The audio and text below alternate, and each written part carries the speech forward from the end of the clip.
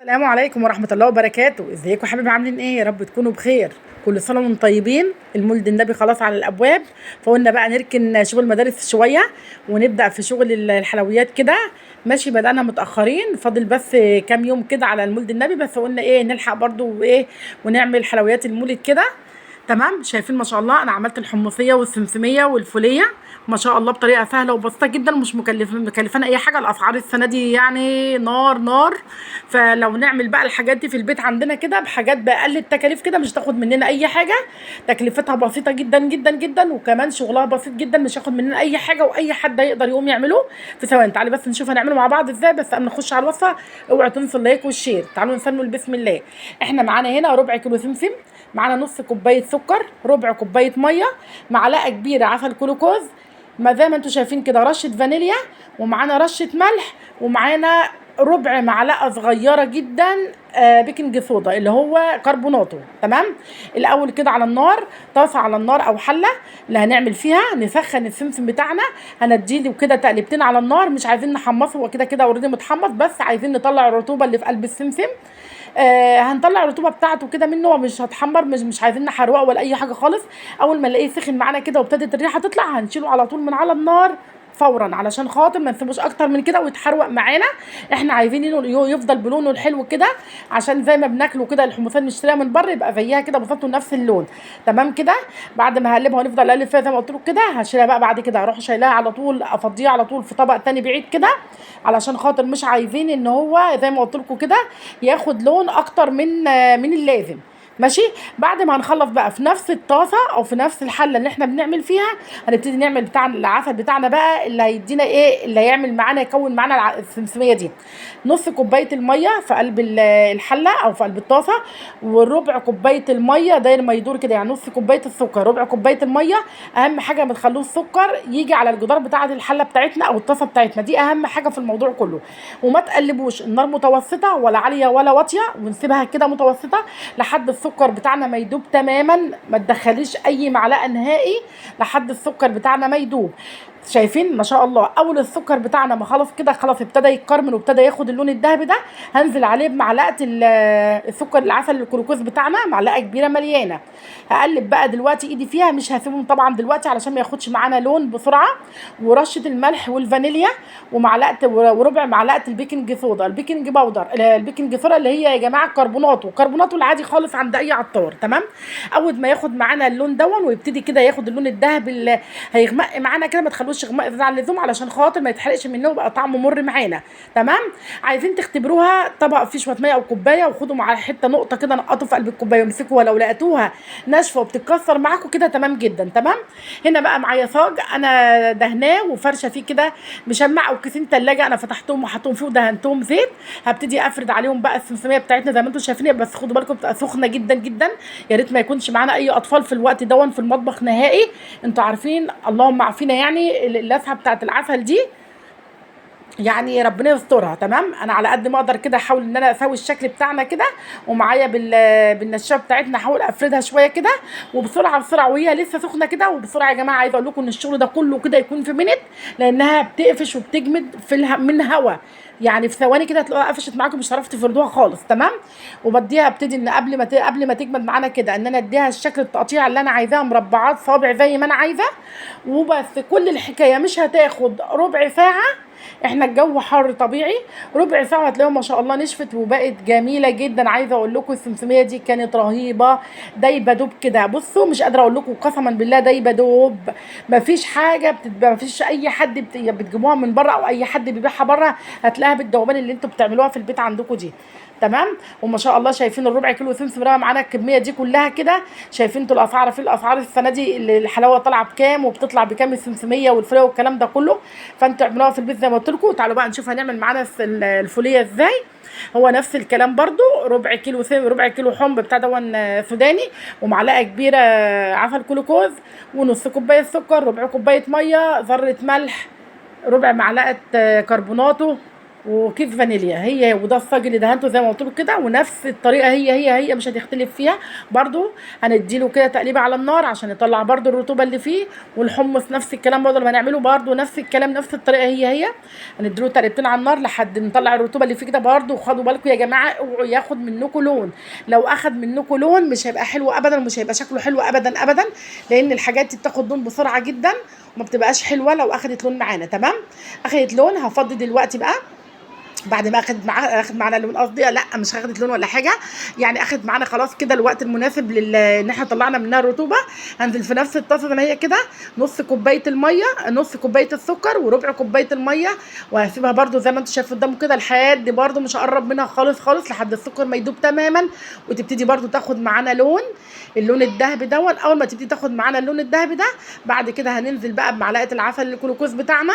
وبعد كده هننزل برده بنفس الطريقه هي رشه البيض، بس رشه البيكنج باودر، البيكنج صودا او الكربونات، ومش هحطها الا بعد ما خلاص اتاكد ان هي اخذت اللون التمام بتاعنا. تمام، بس كده زي ما انتم شايفين انا سايباها على النار. هتسيبوها بقى دلوقتي هتاخد معانا. انا هنا كنت هديت النار عليها، يعني انا مش كنت عايزه اهدي النار، يعني دي كانت هدي النار عليها جدا جدا، ما اخدتش بالي. انا كنت عايزه اخليها على النار الوسط، عشان كده اخدت معانا وقت، لان انا كنت عايزه اخليها وسط، فانا ما خدتش بالي ان النار كانت هاديه جدا. تمام، المهم اخدت معانا كرملت معانا. وبعد ما ابتدت تاخد اللون، بص ابتدت تاخد لون اهيت، اللون بتاعها يبتدي دهب شويه كده. نزلنا على طول معانا بالمعلقه العسل الجلوكوز. العسل الجلوكوز ده يا جماعه علشان خاطر يخليها ما تسكرش معانا. كمان رشه البيكنج باودر، رشه البيكنج صودا او الكربونات، ودي ليه؟ بتدي هشاشه كده للحلويات بتاعتنا، بتخليها بتكسر معانا كده، بتقطم معانا، بتخليها هشه، بتبقاش وانتوا بتقطعوها بتكونش جامده معاكم كده، لا. شايفين الفوران ده؟ الفوران دون بتاع خلاص، الفوران ده من البيكنج من الكربوناتو، ما تقلقوش منه خالص. وهي بس اللون بتاعنا اللي احنا عايزينه اخد اللون ده. هنزل دلوقتي على طول عندنا بالسوداني بتاعنا دلوقتي على طول، ده بقى اخدت اللون ده على طول تنزلي بالسمسم او الحمص او السوداني اللي انت بتعمليه. بس كده هنزل على طول في قلب الصاج المدهون برده، وعليه اللي كاس التلاجة اللي انا فرشاها في قلبيه. وبرده بسرعه بسرعه كده، اشتغلي بسرعه جدا، اسرع من الصاروخ كده، علشان خاطر ما تنشفش معاكي، وساعتها مش هتعرفي تشتغلي ولا هتعرفي تفرديها اصلا. بصوا بقى اعملوا ايه بقى. انا هقول لك، انا ما عملتش الخطوه دي غير في اخر حاجه، اللي هو في الحمصيه. المعلقه السيليكون او الخشب او اي حاجه انا بفرد بيها، ادينيها زيت. انا هدينها زيت وهشتغل بيها، هتبقى سهله معايا جدا، مش هتلزق في، لان زي ما انتم شايفين كده عشان العسل لسه سخن، في كل ما اجي تقلبي تضغطي بيها كده تلاقيها مسكت في قلب المعلقه او المعلقه الخشب او الاسباتولا بتاعتنا. فادينيها زيت، بس زيت بسيط. بس اهم حاجه يا جماعه يكون الزيت اللي احنا دهنين بيه زيت نظيف، ما يكونش زيت تومين على الاقل، عشان حتى الريحه بس. تمام كده. بس كده هحاول على قد ما اقدر اديها الشكل كده واظبطها، هي سخنه جدا طبعا. بس كده خلاص خلصناها.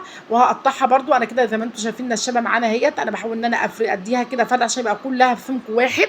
انا عايزاها تبقى نفس السمك كده، كلها بنفس السمك بتاعنا، ومش بحب ما تعملوهاش تخينه معاكم قوي، علشان خاطر لو هتعملوها تخينه زياده عن اللزوم هتبقى ناشفه معاكم، لا. خلي السمك بتاعها المظبوط كده. بس كده هقطعها دلوقتي بالسكينه برده عشان اديها الشكل اللي انا عايزاه، ان كان صوابع او اللهم صل على صوابع او مربعات زي ما انا عايزه. شايفين ما شاء الله؟ شايفين؟ بصوا شايفين؟ بصوا علامه معانا كميه كويسه جدا جدا. وبصوا ما شاء الله تبارك الله عليها، يعني تحفه جدا جدا. بس كده المهم دلوقتي خلاص، انا دلوقتي هبتدي بقى نعمل معانا الحمصيه. واللي وصل معانا لحد هنا من الفيديو يا ريت ما تنسوناش في اللايك والشير يا جماعه. واللي اول مره يشوف القناه عندنا يا ريت تنورنا بالاشتراك ويفعل الجرس عشان يشوف مننا كل جديد. تمام. الشغل بتاعنا والله كل حاجه ما بنعملها في البيت سهله جدا. احنا لسه كمان هنعمل كمان معاكم بقيه الحاجات، المولد كلها هنعمل حلويات المولد كلها ان شاء الله معاكم. تمام كده. بس كده خلصنا. تعالوا بقى نشوف هنعملها معانا ازاي. شايفين ما شاء الله جميله جدا جدا وهشه خالص. بص عايزه اقول لكم هشه، بصوا هشه جدا ما اقولكوش، يعني تحفه. هنا بقى دلوقتي هنا الحمص، احنا معانا هنا ربع كيلو برده حمص من المقله، ومعانا معلقه العسل الجلوكوز، ومعانا ربع كوبايه الميه، ونص كوبايه السكر، ورشه الكربوناتو، ربع معلقه الكربونات الصغيره، ورشه الملح، ورشه الفانيليا. تمام. الحمص ده طبعا احنا جايبينه متقشر جاهز كده من المقله كده، يعني نضيف ما فيهوش قشر ولا اي حاجه. لو انتوا جايبينه بقشر حاولوا يعني انتوا تنزلوا تطلعوا منه اي قشر، ما تخلوش فيه اي قشر خالص فيه. بس ده جاهز كده متعبي جاهز كده اهوت، الكيس بربع، ربع كيلو والنص كيلو زي ما انتوا عايزين، ده نضيف ما فيهوش اي حاجه خالص. تمام. برده على النار كده اطلع الرطوبه بتاعته نفس اللي عملته في الحمصيه في السمسميه وفي الفوليه، نفس الكلام. هفضيه كده وبعد كده هشتغل احط السكر، نص كوبايه السكر وربع كوبايه الميه، واسيب برده لحد ما يدوب تماما، اتاكد انه تاب من غير ما احط المعلقه.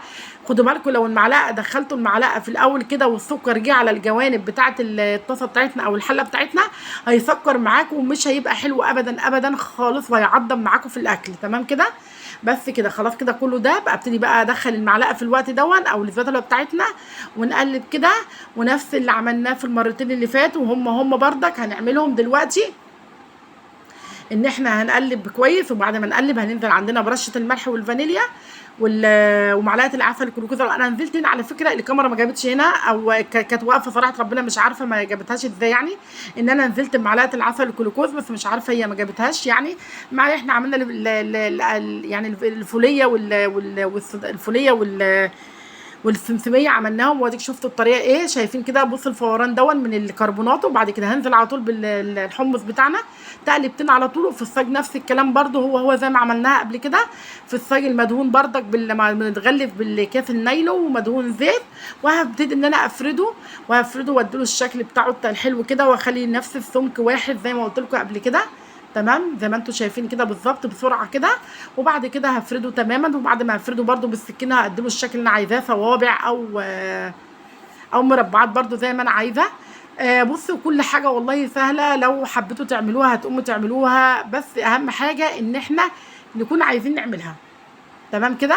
واظن ان احنا عملناها بطريقه سهله وبسيطه جدا، مش محتاجه اي حاجه، واي حد ممكن يعملها، كبير وصغير ممكن يعملها، بس اكيد طبعا يعني مش الاطفال يعني. بس كده.